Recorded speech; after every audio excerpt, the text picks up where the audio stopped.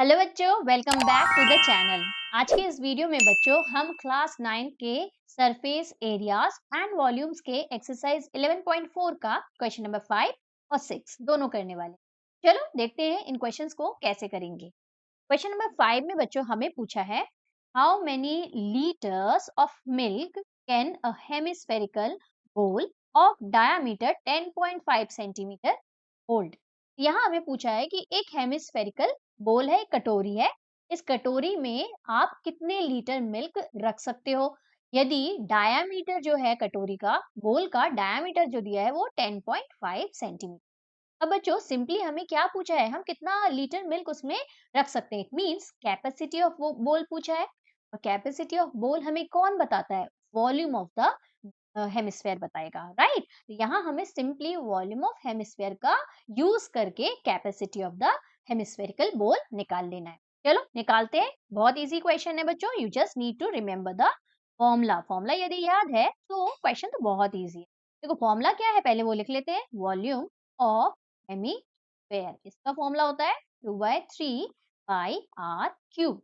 हमें डायामीटर दिया हुआ है, कितना दिया हुआ है? 10.5। इसको थोड़ा सा सिंप्लीफाई कर देते हैं, सेंटीमीटर में दिया हुआ है तो सिंप्लीफाई करेंगे, रेडियस निकाल लेते हैं। तो 10.5 डिवाइडेड बाय 2, डेसिमल हटाया हमने तो 5 अपॉन 20 हो गया, राइट। डेसिमल हटा तो नीचे एक जीरो आ गया, इसको कैंसिल आउट कर देते हैं 5 से। 5 2 जा 10, 5 1 जा 5, यहाँ पे भी 5 4 जा 20।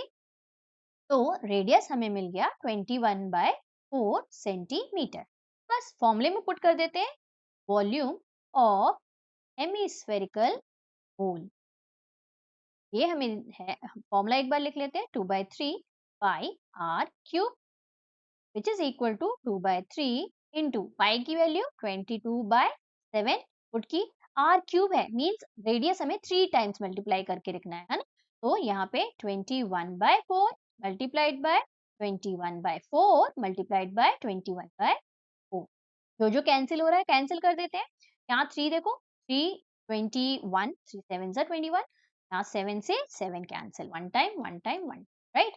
अब देखो ये 2 भी कैंसिल हो रहा है, 2 2 जा 4, और ये 2 एक बार 11 से भी कैंसिल कर, 2 11 जा 22। अब जितनी चीजें हमारे पास बची हुई है उन्हें लिख लेते हैं, क्योंकि 4 अब डिनोमिनेटर में जो बचा है वो कैंसिल आउट नहीं हो रहा। तो यहाँ 11 बचा है, मल्टीप्लाइड बाय 21 मल्टीप्लाइड बाय 21, और नीचे हमारा 4 इंटू 4 4 16 लिख लेते हैं। ओके, अब यहाँ पे 11 21 का स्क्वायर क्या होता है? 21 इंटू 21 मैंने बोला था, 25 तक का स्क्वायर आपको याद होना चाहिए। 441/16। अब इसको मल्टीप्लाई कर लेते हैं तो 11 1 जा 11, 1 कैरी गया तो ये हुआ 45, 5 4 कैरी गया 11 44, तो 48 48 बाय हमें 16 मिल गया। सॉरी 48 4851/16 मिल गया, सॉरी। तो ये हमें इसको हम डेसिमल में कन्वर्ट कर लेते हैं। तो इसको डेसिमल में आप कन्वर्ट करोगे तो कितना मिल जाएगा? 16 3 जा 48, जीरो लगाया, फिर 3, अगेन 3 से कैंसिल हो रहा है, डेसिमल 1875। कुछ इस तरह से आपको सेंटीमीटर क्यूब में वॉल्यूम है, तो यूनिट क्या होगी? क्यूबिक यूनिट है ना।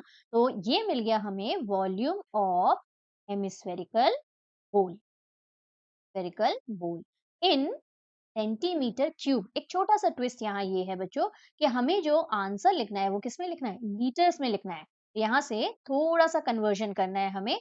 हमें 1 centimetre cube is equal to 1/1000 litre होता है, तो सेंटीमीटर क्यूब को लीटर में कन्वर्ट कर देते हैं। अब देखो 1 centimetre cube is equal to 1/1000 litre, तो इतना centimetre cube is equal to what? इसको भी डिवाइड कर देंगे 1000 से, तो कर देते हैं। तो वॉल्यूम ऑफ स्फेयर हमें मिल जाएगा 303.1875/1000। अब क्योंकि नीचे 3 जीरोस है तो डेसिमल 3 नंबर्स आगे शिफ्ट हो जाए, तो ये हमें मिल गया क्या? 0.303। यहाँ तक भी आप लिख दोगे तो सफिशिएंट है। 18 भी लिख लेते हैं, 1875 सभी लिख दिया। अच्छा, यूनिट लिखना मस्ट है। मैंने नीचे लिखा है, आपका पेज में जगह होगा तो लाइन से लिखना, है ना। तो ये आ गया हमारा in litres volume of hemisphere bowl. This will be your final answer. Answer को आप लिख देना कितना? 0.303 liters of milk a hemispherical bowl of diameter 10.5 centimetre hold. Okay, this will be your final answer. I hope आपको अच्छे से समझ में आ गया होगा, बहुत इजी क्वेश्चन था, है ना, फॉर्मूला याद रहना चाहिए।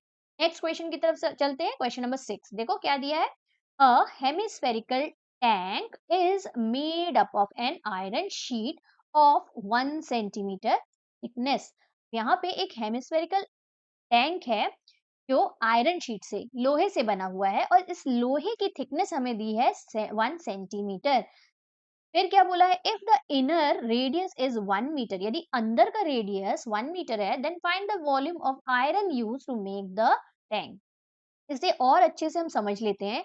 इसे और अच्छे से समझने के लिए हम एक हेमिस्फेरिकल टैंक बना लेते हैं जिसका थिकनेस थोड़ा ज्यादा हो। ये रहा हमारा स्फेरिकल टैंक, इसको रोटेट कर लेते हैं। ये रहा हमारा हेमिस्फेरिकल टैंक बच्चों। अब हमें क्या बोला है कि जो थिकनेस ऑफ आयरन शीट है वो हमें दी है 1 सेंटीमीटर। मतलब ये जो थिकनेस है ना, ये ज्यादा थिक हुआ नहीं मेरे से, ये जो थिकनेस है ये हो गया हमारा 1 सेंटीमीटर का। ये थिकनेस दी है, थिकनेस ऑफ आयरन हमें दी है 1 सेंटीमीटर।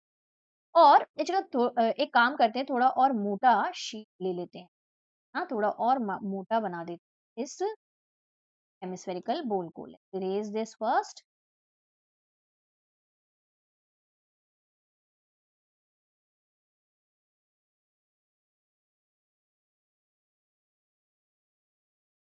और एक बोल बना कर लेते हैं। अब देखो, अब ज़्यादा अच्छे से समझ में आएगा कि ये जो थिकनेस हमें दी हुई है, ये जो थिकनेस दी है, ये हमें 1 सेंटीमीटर की दी हुई है। और इनर रेडियस जो है, अंदर वाले सरफेस का रेडियस, मतलब यहाँ से यहाँ तक का, लेट्स चेंज द कलर, यहाँ से यहाँ तक का रेडियस, यहाँ से यहाँ तक का जो हमें रेडियस दिया है, ये हमें 1 मीटर दिया हुआ है।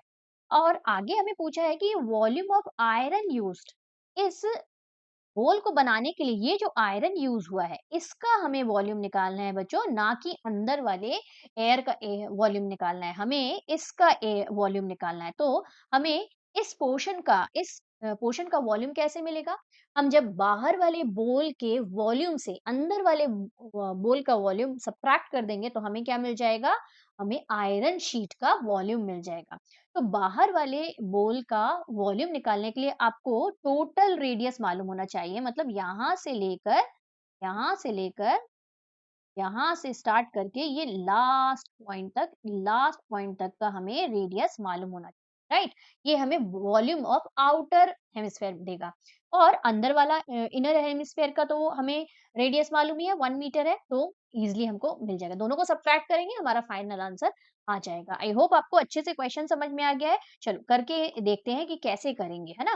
तो देखो, सॉल्व स्टार्ट करते हैं। तो सबसे पहले हम आउटर हेमिस्फेरिकल बोल का रेडियस निकाल लेते हैं, क्योंकि दोनों को ऐड करना पड़ेगा, है ना। तो radius of radius radius of inner inner hemisphere, hemisphere को मैंने शॉर्टकट में लिख दिया, तो अपन R1 से डिनोट कर देते हैं। और ये है हमारा 1 मीटर। ओके। और रेडियस रेडियस ऑफ आउटर, बाहर वाला आउटर स्क्वायर, इसे हम R2 से डिनोट कर देते हैं। और ये हमारे पास कितना है, 1 में प्लस करेंगे। देखो ये 1 सेंटीमीटर है बच्चों। मीटर और सेंटीमीटर को ऐड नहीं कर सकते, हमें कन्वर्ट करना पड़ेगा सेंटीमीटर को। इधर सेंटीमीटर को मीटर में कन्वर्ट करो या मीटर को सेंटीमीटर। हम सेंटीमीटर को मीटर में कन्वर्ट कर देते हैं। 1 सेंटीमीटर इज इक्वल टू कितना होगा हमारा, 0.01 मीटर। ठीक, तो हम यहाँ पे 0.01 मीटर ऐड कर देते हैं। आपको मालूम है 1000 से डिवाइड करते हैं, सॉरी, आपको 1 centimetre is equal to 1/100 metre होता है, तो हमने 100 से डिवाइड किया है। ओके, तो यहाँ पे हमारा क्या हो जाएगा, 1.01 मीटर हमें आउटर रेडियस मिल गया। ठीक, अब लिखेंगे कैसे, देखो इसको इस तरह से लिखते हैं और सॉल्व करते हैं तो ज्यादा इजी पड़ता है बच्चों। Volume of iron sheet will be equal to volume of outer hemisphere minus volume of inner hemisphere की है। ठीक, अब वॉल्यूम ऑफ आउटर हेमिस्फेयर क्या हो जाएगा, 2/3 पाई। आउटर हेमिस्फेयर का रेडियस हमारा क्या है, R2 है। तो R2 का क्यूब, ठीक, माइनस 2/3, 3 की जगह मैंने पाई लिख दिया है ना, 2/3 बाय R1 का क्यूब। ओके, अब ऐसे करके क्यों कर रहे हैं? देखो 2/3 पाई हमारा कॉमन आ जाएगा, तो सिंप्लीफाई करने में हमें ईजी पड़ता है इस तरह से करने से। यहाँ से हम 2/3 और पाई को कॉमन ले लेते हैं। तो अब अंदर हमारा क्या बचा? ये बचा R2 का क्यूब माइनस R1 का क्यूब, R1 का क्यूब। अब इसको सॉल्व करते हैं। देखो 2/3 इंटू पाई की वैल्यू हमारी 22/7 रखने को बोला है, तो रख दिया। अच्छा, अंदर हमारा क्या है? R2 का क्यूब, R2 का क्यूब मतलब 1.01 का क्यूब, 1.01। इसको हम बिगर ब्रैकेट ले लेते हैं, क्योंकि दो ब्रैकेट सेम हम नहीं रख सकते। ये हमारा 1.01 का क्यूब, ये हो गया R2 का क्यूब, R2 की वैल्यू हमने पुट की, माइनस R1 तो 1 है, बहुत इजीली आ जाएगा, 1 का क्यूब तो 1 ही रहना है। तो ये आ गया हमारा सिंप्लीफाइड वर्जन। अब आगे क्या करेंगे? इसको सॉल्व करेंगे बच्चों। तो 2 बाय, आपको तो मालूम है सरफेस एरियाज एंड वॉल्यूम्स में कैलकुलेशन ही थोड़ा लेंथी होता है ना, बाकी तो बहुत ईजी रहता है, यदि फॉर्मूला याद रहे तो one of the easiest chapter है ये। अच्छा, कैसे सॉल्व करेंगे? देखो, जब आप इसको मल्टीप्लाई करेंगे तो 3 टाइम्स मल्टीप्लाई करने पे बच्चों हमें क्या मिलता है? 103031, ठीक, माइनस 1। अब यहाँ देखो डेसिमल भी तो पुट करना है, तो 3 टाइम्स देखो 1 2 2 नंबर के आगे डेसिमल है, लेकिन 2 नंबर के आगे डेसिमल है तो क्या हुआ? क्यूब है, तो मतलब 2 4 6, 6 नंबर के आगे डेसिमल शिफ्ट हो जाएगा। 1 2 3 4 5 6, तो डेसिमल यहाँ लग जाना। ओके, अब देखो 1 में से 1 इसको सब्ट्रैक्ट करने में आपको बहुत सारे बच्चों को दिक्कत होती है, तो देखो कैसे करते हैं? 1.030301 है। अब ये जो है ये 1 है, ये बच्चों 1 है मतलब 1.0 है। डेसिमल लगा के 0 कितने भी आप लगा दो उसकी कोई वैल्यू नहीं रहती है ना? हमें इस 1 को यहाँ नहीं प्लेस करना है। का मतलब 1 का मतलब है 1.0000। इट मीन्स डेसिमल के ठीक नीचे डेसिमल आता है और ये 1 यहाँ पे आएगा। ओके, ये मिस्टेक बहुत सारे बच्चे करते हैं बच्चों, इसलिए मैंने आपको वो स्पेसिफाई कर दिया। तो यहाँ से 0 0 आप लगा दो, कोई फर्क नहीं पड़ेगा। एक्चुअल में 1 से 1 को ही कैंसिल होना है, तो बचेगा हमारे पास क्या? 0.03031। ठीक, लिख लेते हैं इसको। तो यहाँ हमारे पास क्या क्या बचा? 2/3 बचा है, यहाँ पे 22/7 बचा है, मल्टीप्लाई में हमारा यहाँ कितना आ गया? 0.030301। अब मुझे ऐसा लगता है कि यदि 3 से कैंसल कर दिया जाए, लास्ट के 0 1 को हम हटा देते हैं, है ना? क्योंकि डेसिमल के बाद 4 नंबर आप रखो, सफिशिएंट सफिशिएंट है, तो ये 0 1 को हमने हटा दिया। अब देखो 3 से हम कैंसल कर सकते हैं, है ना? देखो ईज़ी पड़ेगा। तो 0 रहेगा, डेसिमल लगाया, अच्छा रेड कलर से लिख देते हैं, ताकि अच्छे से समझ में आए, ठीक?